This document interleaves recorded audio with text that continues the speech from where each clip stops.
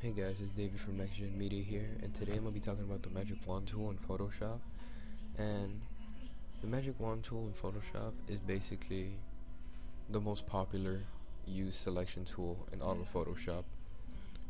Beginners learn how to use it before they learn how to use any other selection tool, because using the Magic Wand tool is the simplest tool you can ever use. You click and it selects. What it does is it samples the one color you click on, and it searches for that color all around your image, and it selects similar colors. Now, what I'm gonna talk about is the options bar up here and what all these little checkboxes do. So first, let's start with tolerance. The tolerance is what samples the color. So the higher the number, the bigger the area of the selection will be. So right now it's at 10. So if you click with a tolerance of 10, it sampled this many colors. So your selection is this big. Now if you change the number to a bigger number like 100 and you click again in the same area, you see it has a bigger selection. And notice how it excludes this area because it's not the same. It's a brighter color, so it stands out. So remember that the higher it is, the bigger the selection. The lower, the smaller the selection. Now, anti-aliasing is basically jagged edges. And now I have an image for you guys. This is what jagged edges look like. And if you're a graphic designer and you ever notice jagged edges, they're not the prettiest thing to be around, well, to see in a picture. So that's where anti-aliasing comes in. Anti-aliasing smooths these edges so it won't look all jagged once you delete the selection.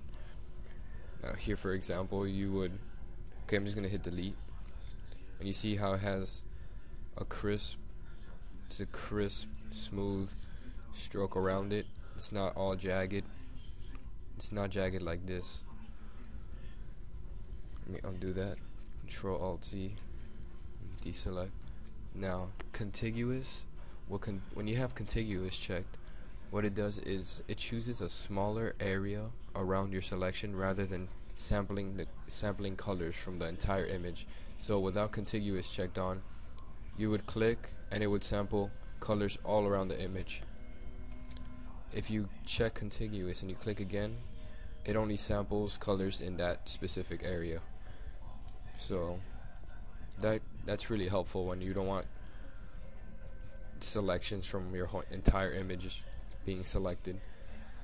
And now I recommend having contiguous checked at all times, because you can always have that one part of your picture that's selected and then you won't notice it until later on, and then it's going to be too late to go back to it.